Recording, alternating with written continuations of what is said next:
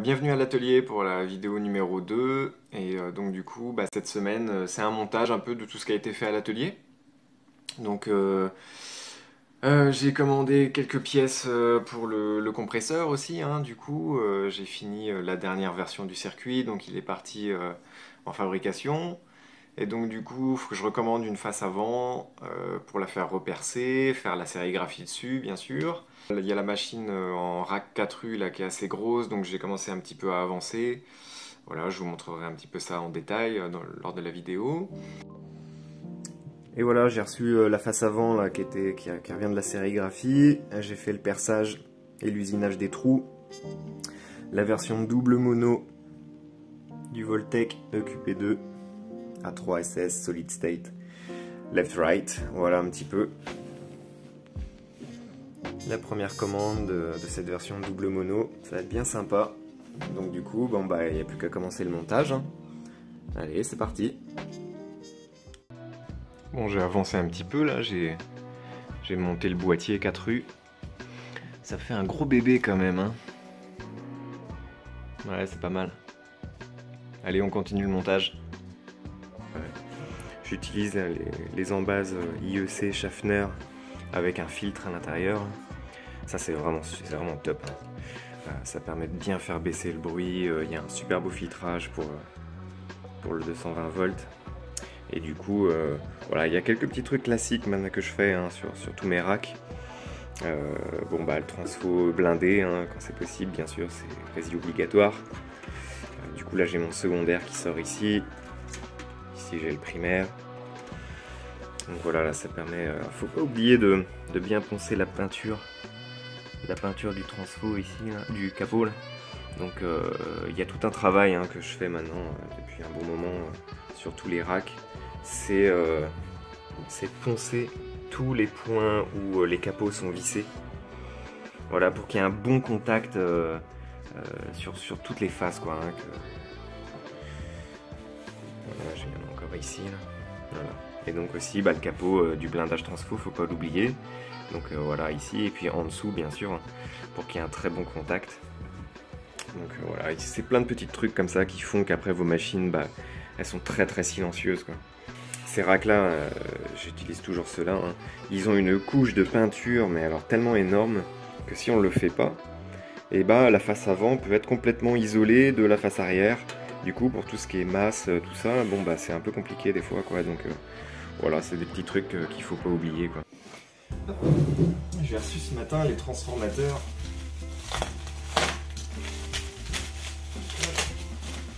Pour le Voltec.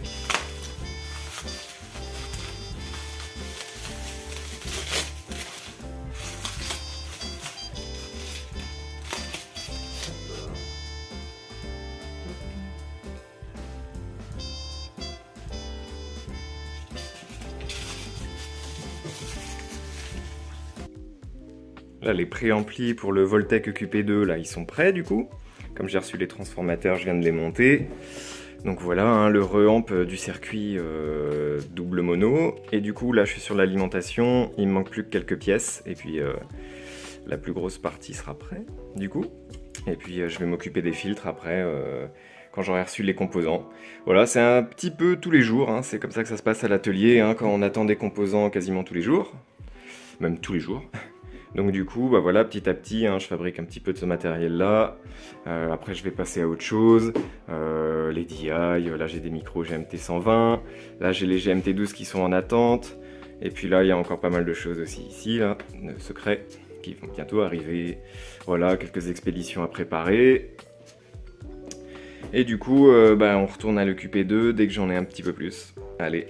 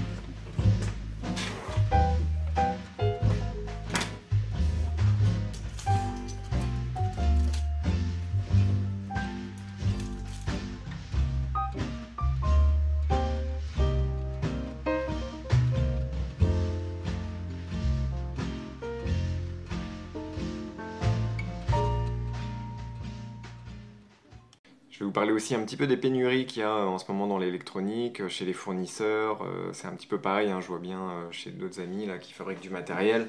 Ils sont un petit peu dans le même souci aussi. Pour le moment, j'étais assez épargné par les composants, parce que je choisis toujours un peu du haut de gamme. Et c'est vrai que chez Mousseur, Farnell, DJK ou ce genre de choses, les résistances qui coûtent cher, Vichy, machin et tout, c'est pas ce qui est utilisé par l'automobile ou les grosses fabrications. Donc ça, c'est toujours en stock. Après, j'ai remarqué que pas mal d'AOP en ce moment là, devenaient de plus en plus rares. Ça, c'est un peu chiant. J'ai eu ça. Et aussi, alors, plus inattendu, j'ai pas mal de fabrications de QP1 là, qui sont en attente, les filtres Voltec, hein, à cause des boutons, des boutons qui sont les boutons vintage. Là, et ben, il y a une grosse pénurie. Chez mon fournisseur habituel, là, ça fait plus d'un mois maintenant, un mois et demi que j'attends les boutons, donc ça retarde un petit peu les livraisons parce que certaines machines sont prêtes. Mais il manque les boutons de la face avant, quoi. Donc du coup, bon bah voilà, hein. Sinon, à part ça, je suis pas trop touché, hein.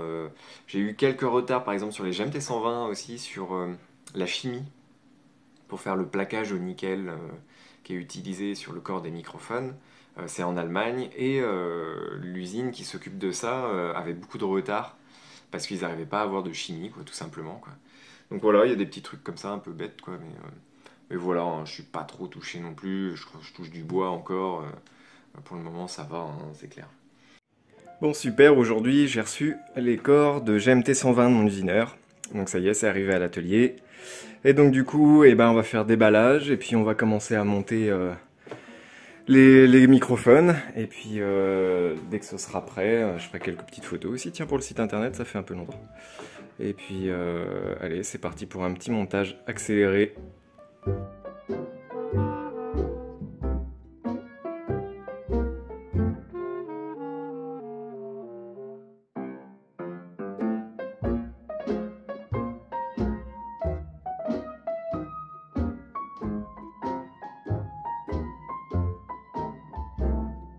Ah oui, alors je voulais vous parler aussi des fusiphones. Là, j'ai recommencé une fabrication pour le batch qui va être normalement prévu pour mi-juillet. Si je dis pas de bêtises, ça devrait être bon dans le planning. Et du coup, je suis en train de voir un peu si je peux pas changer un peu le système de fixation au fusiphone. Là, j'ai commandé une pièce. Je vais vous montrer. Voilà, c'est une pièce, un support avec filetage pour pied de micro. Et je suis en train de voir si ça peut être une bonne alternative. En fait, ce que je reproche là, à la tâche du fusiphone sur le pied, c'est un peu fragile. Je trouve que peut-être mettre un filetage comme ça, ce serait peut-être plus simple en fait, hein. Ça me permettrait de, voilà, de faire un trou dans le boîtier, de le fileter. Bon, après, on aurait pu l'inclinaison possible, mais bon, est-ce que c'est vraiment grave? Avec un pied de micro, on peut tout faire, hein. Donc, je suis en train de tester ça. Je vais voir, hein, si ça marche, si c'est pas mal, si c'est plus résistant.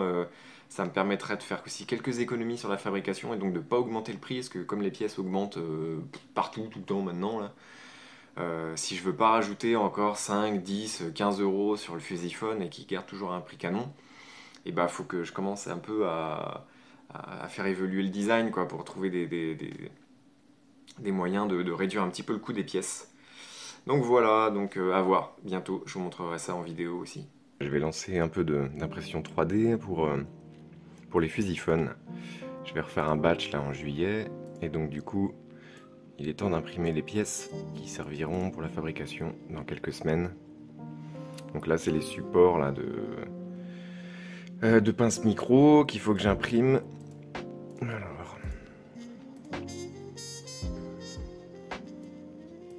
jamais. Voilà.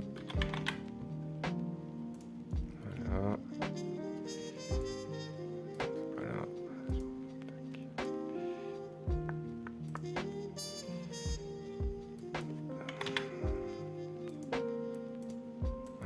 Alors, elle est partie où? Reviens par ici. Hop là. Voilà. On les met sur le plan de travail. On va les dupliquer pour en faire 4 à la suite. J'en fais pas plus. Généralement, je laisse un peu de place sur le plateau, comme ça. Et puis, en gros, ça prend 40 minutes par... un petit peu moins, peut-être une demi-heure par impression. Voilà, et puis je vais la relancer ça tout le long de la journée à peu près. Elle va travailler doucement, comme il faut. Alors après, on va choisir la qualité. Hop. Voilà. Moi, je mets en haut. Hop. Qualité d'impression, rectiligne. On va mettre en nid d'abeille. Hauteur standard, ok, vitesse, ok, ça c'est bon. Il n'y a plus qu'à préparer. Et puis, ça va calculer ça tout seul dans son petit coin. Et puis lancer l'imprimante 3D qui est derrière mon bureau. Là exactement, je l'ai isolé parce que ça fait du bruit quand tu commences à imprimer toute la journée. Imprimer. Hop, hop, hop, c'est parti. Bon, bah, on va aller voir comment ça se déroule après de l'autre côté.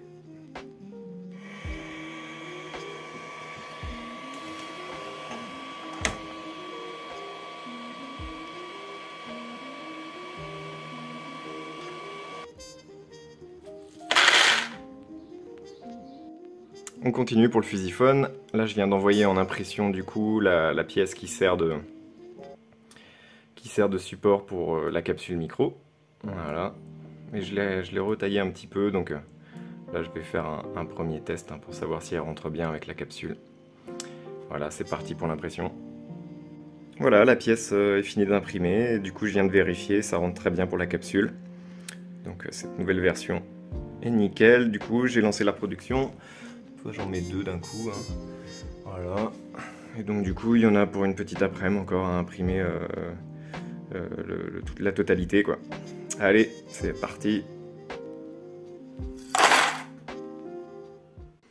Alors je suis en train de revoir un petit peu mon préampli buffer au germanium. C'est une machine que j'ai fait il y a quelques temps. Et ça marche bien, mais je pourrais encore améliorer certaines choses. Donc c'est dans un rack 1U, je vous refais la présentation si vous ne connaissez pas.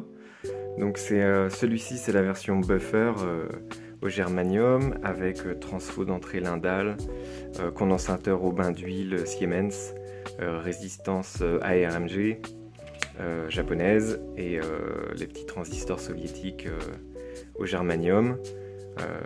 Et en sortie, rebelote, condensateur bain d'huile et transformateur, transfo Lindal. On a l'alimentation plus 24 volts, voilà, avec le pompe diode, condensateur de filtrage, le régulateur et encore un peu de filtrage, voilà, après c'est redistribué aux 2 circuits left-right. Ici on a un transformateur Aircore de chez Audiophonics.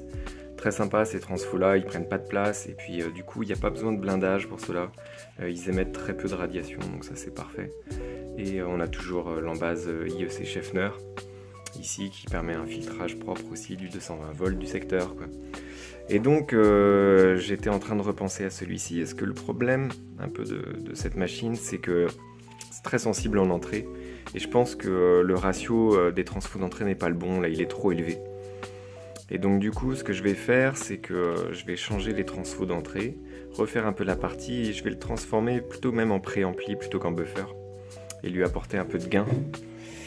Du coup j'ai sans doute retaillé la face avant et mettre 2 potentiomètres, peut-être en aluminium, garder quelque chose d'esthétiquement très neutre, très clean, et en faire une petite machine peut-être plus pour le mastering ou de pré-mastering bien sûr, pour faire passer le signal dedans, ou alors en sommateur si vous avez un boîtier externe pour sommer toutes les pistes. Et puis du coup voilà, je vais le transformer. J'ai un peu réattaqué le circuit aujourd'hui, ce matin, et donc voilà, avec un nouveau transfo d'entrée, et puis la partie au germanium, je vais peut-être changer aussi les transistors pour repartir sur du AC181 ou quelque chose comme ça.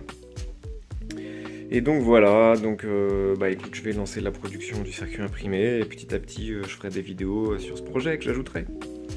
Alors prochainement à suivre sur les prochaines vidéos, du coup ça va être la finition du rack 4U, et je vais vous montrer un petit peu plus en détail ce qu'il en est. Du coup vous montrer la face avant, vous parler un petit peu du circuit.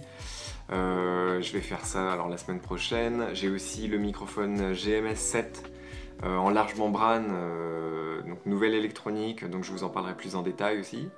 Entièrement CMS, c'est intéressant, c'est un nouveau circuit qui est pas mal. qui est un step au-dessus de ce que j'ai fait en préampli micro là, donc c'est plutôt un gros bébé prévu pour cette année. Donc là j'ai tous les composants, j'ai tous les circuits imprimés, il me manque plus que les capsules, assez spéciales les capsules, et les corps bien sûr là qui sont en fabrication. Mais on va commencer par l'électronique et vous parler un petit peu plus en détail du GMS7 du coup.